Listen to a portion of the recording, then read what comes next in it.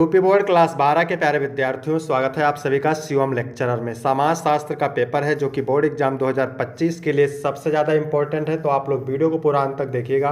पूरा पेपर एकदम अच्छे से हल करके बताने वाले हैं। यदि आप वीडियो को पूरा अंत तक देखते हैं तो आपको 95 प्लस अंक लाने से कोई नहीं रोक सकता।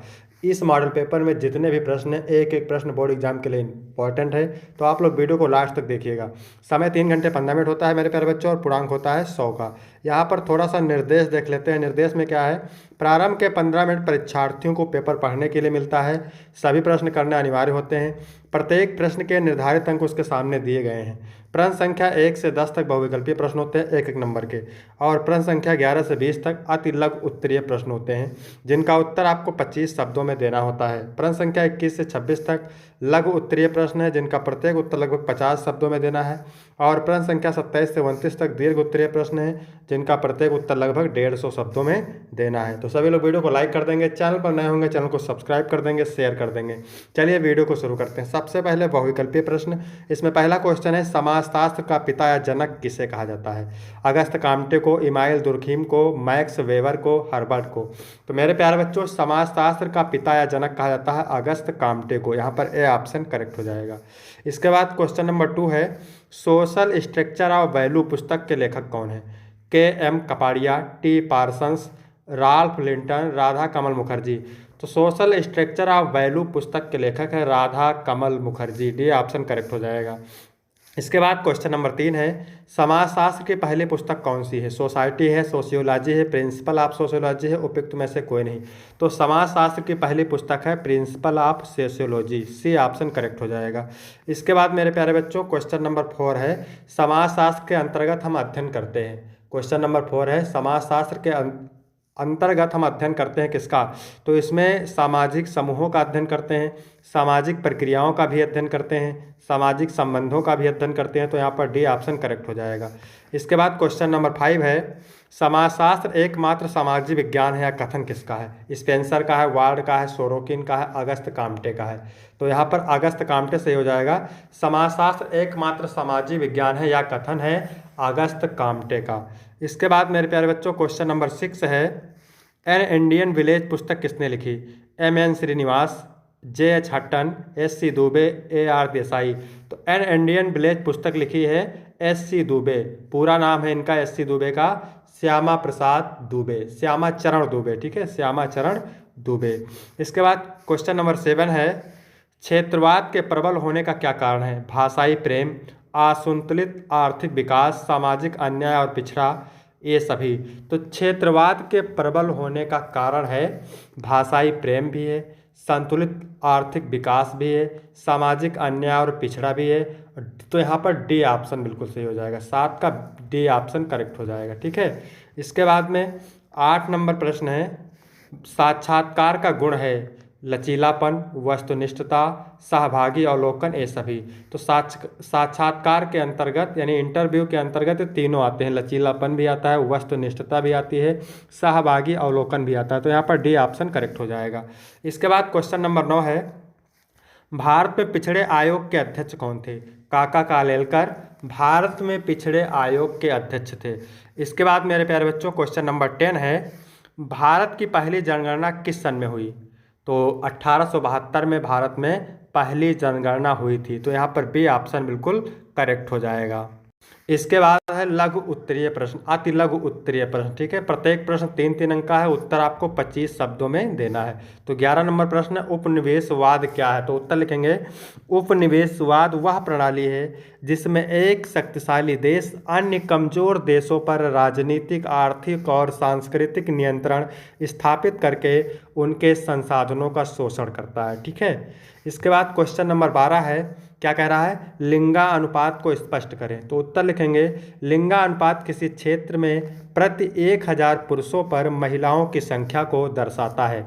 यह समाज में लैंगिक संतुलन और विकास का एक महत्वपूर्ण सूचक है।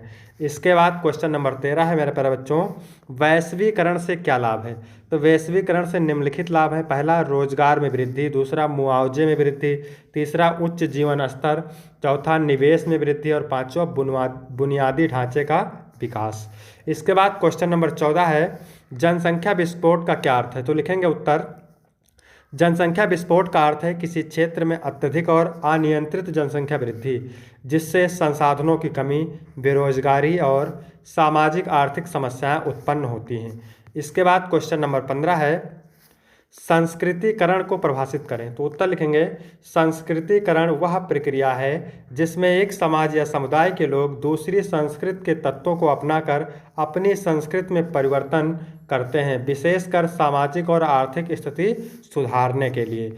इसके बाद क्वेश्चन नंबर 16 है, जनजातियों के अर्जित विशेषताओं के आधार पर वर्गीकरण बताइए। तो उत्तर लिखेंगे, जनजातियों को अर्जित विशेषताओं के आधार पर मुख्य रूप से 3 भागों में बांटा गया है। पहला है आर्थिक आधार पर, और दूसरा है सांस्कृतिक आधार पर, और तीसरा है आवासीय आधार पर। तो आर्थिक आधार पर क्या होता है, शिकारी, खाद्य संग्रहकर्ता, पशुपालक, कृषक और शिल्पकार जनजातियाँ आती हैं। और सांस्कृतिक आधार पर भाषाएं आती है, परंपराएं आती हैं, रीति रिवाज और धार्मिक मान्यताओं के अनुसार वर्गीकरण होता है। आवासीय आधार पर पर्वतीय, वनवासी, मरुस्थलीय और तटीय क्षेत्रों में निवास करने वाली जनजातियां आती हैं। इसके बाद में क्वेश्चन नंबर है 17। ये क्या कह रहा है, सत्यशोधक समाज की स्थापना किसने और क्यों की। तो सत्यशोधक समाज की स्थापना ज्योतिराव फूले ने 1873 में की।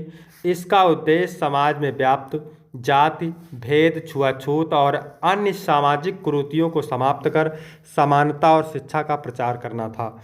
इसके बाद क्वेश्चन नंबर 18 है, क्या कह रहा है, हरित क्रांति के 2 नकारात्मक प्रभाव बताइए। तो लिखेंगे, हरित क्रांति के 2 नकारात्मक प्रभाव हैं। हरित क्रांति के 2 नकारात्मक प्रभाव निम्नलिखित हैं। पहला है पर्यावरणीय क्षति। इसमें लिखेंगे, अत्यधिक रासायनिक उर्वरकों और कीटनाशकों के उपयोग से भूमि की उर्वरता घटती है और जल प्रदूषण होता है।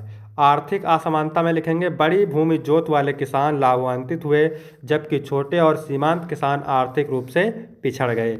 इसके बाद क्वेश्चन नंबर 19 है, क्या कह रहा है, क्वेश्चन नंबर 19, औद्योगिक समाज की प्रमुख विशेषताएं बताइए। तो उत्तर लिखेंगे, औद्योगिक समाज में मशीनों का उपयोग, शहरीकरण, श्रम विभाजन, बाजार आधारित अर्थव्यवस्था और सामाजिक गतिशीलता प्रमुख विशेषताएं हैं जो उत्पादन और जीवन शैली को बदलती हैं। इसके बाद 20 नंबर क्वेश्चन है, वर्ग आधारित आंदोलन से आप क्या समझते हैं। तो उत्तर लिखेंगे, वर्ग आधारित आंदोलन वह सामाजिक और राजनीतिक प्रयास हैं जो किसी विशेष वर्ग जैसे श्रमिक, किसानों या निम्न वर्ग के अधिकारों, हितों और समानता की मांग के लिए किए जाते हैं। इसके बाद मेरे प्यारे बच्चों, लघु उत्तरीय प्रश्न है। तो प्रत्येक उत्तर कितने अंक का है, 6 अंक का है, और उत्तर आपको 50 शब्दों में देना है। 21 नंबर है, जाति व्यवस्था में परिवर्तन के क्रम का वर्णन कीजिए, परिवर्तन के कारणों का वर्णन कीजिए। तो उत्तर लिखेंगे, जाति व्यवस्था में परिवर्तन के कारणों में वह सामाजिक एवं आंदोलनात्मक प्रयास हैं जैसे आरक्षण, शिक्षा, जागरूकता अभियान, सामाजिक समता गतिविधियां जो जाति आधारित भेदभाव को समाप्त कर सामाजिक समानता, अधिकार और विकास की दिशा में योगदान देते हैं। ठीक है, जाति व्यवस्था में परिवर्तन के वह सामाजिक एवं आंदोलनात्मक प्रयास हैं। ठीक है, यहाँ तक लिखेंगे। इसके बाद में क्वेश्चन नंबर 22 है, भारत में लिंगानुपात में गिरावट के कारणों पर प्रकाश डालिए। तो उत्तर लिखेंगे, भारत में लिंगानुपात में गिरावट के मुख्य कारण है। पहला क्या है, लिंग चयनात्मक गर्भपात, कन्या भ्रूण हत्या के कारण। दूसरा है प्रीनेटल डायग्नोसिस टेक्नोलॉजी का असुरक्षित उपयोग। तीसरा है पढ़ाई लिखाई का भेदभाव, बेटी शिक्षा के प्रति कम जागरूकता। चौथा है कुपोषण और स्वास्थ्य सेवा का अभाव। पांचवा है बेरोजगारी और सामाजिक असुरक्षा। इसके बाद मेरे प्यारे बच्चों क्वेश्चन नंबर है कौन सा, 23, औद्योगिकरण का संयुक्त परिवारों पर क्या प्रभाव पड़ता है। तो लिखेंगे, औद्योगिकरण के कारण रोजगार के लिए लोग शहरों की ओर पलायन करते हैं, जिससे संयुक्त परिवार टूटने लगते हैं। इससे पारिवारिक एकता कमजोर होती है, आर्थिक सहयोग कम हो जाता है और सदस्य अधिक स्वतंत्र जीवन जीने लगते हैं। इसके बाद क्वेश्चन नंबर 23 क्या कह रहा है, ग्राम पंचायत की शक्तियों का वर्णन कीजिए। तो इसका उत्तर लिखेंगे, ग्राम पंचायत की शक्तियाँ स्थानीय सरकारों के तहत होती है, जिसमें ग्रामीण विकास कार्यों की योजना बनाना, शिक्षा, स्वास्थ्य सेवाएं, स्वच्छता, आजीविका और स्थानीय मुद्दों का समाधान करना शामिल होता है, जिससे गांव का समग्र विकास सुनिश्चित होता है। इसके बाद क्वेश्चन नंबर 25 है, क्या कह रहा है, पर्यावरणीय आंदोलन से आप क्या समझते हैं। उत्तर लिखेंगे, पर्यावरणीय आंदोलन वह प्रक्रिया है, वह सक्रियता है जिसमें समाज प्राकृतिक संसाधनों के संरक्षण, प्रदूषण रोकथाम, जैव विविधता की सुरक्षा और सतत विकास के लिए काम करता है। ये आंदोलन पर्यावरणीय क्षरण को रोकने और प्रकृति के संतुलन को बनाए रखने की दिशा में प्रयास करते हैं। इसके बाद क्वेश्चन नंबर 26 है, सामाजिक आंदोलनों के महत्व का वर्णन कीजिए। तो लिखेंगे सामाजिक आंदोलन समाज में बदलाव लाने के लिए महत्वपूर्ण उपकरण है जो व्यक्ति, समुदाय या समाज के अधिकार, समानता और न्याय की लड़ाई को मजबूती देते हैं। या आंदोलनों से सामाजिक समस्याओं का समाधान खोजा जाता है, कुरीतियों को समाप्त किया जाता है और लोगों को सशक्त किया जाता है। ठीक है। इसके बाद है विस्तृत उत्तरीय प्रश्न। तो ये 150 शब्दों में उत्तर देना है। ठीक है। और प्रत्येक उत्तर आपका 8 नंबर का है। तो यहाँ पर 27 नंबर क्या कह रहा है, भारत में पुराने तथा नए सामाजिक आंदोलनों में स्पष्ट भेद करना क्यों कठिन है, अथवा दहेज प्रथा एक अभिशाप है, व्याख्या कीजिए। 28 नंबर है, उपनिवेश किसे कहते हैं, उपनिवेश काल में राष्ट्रवाद के विकास की विवेचना कीजिए। 8 नंबर। फिर अथवा करके दिया हुआ है, क्या कह रहा है, भारतीय लोकतंत्र में दबाव समूहों की भूमिका का मूल्यांकन कीजिए। फिर 29 नंबर है, भारत में धर्मनिरपेक्षतावाद के सहायक कारणों की विवेचना कीजिए, अथवा हरित क्रांति और इसके सामाजिक परिणामों की विवेचना कीजिए।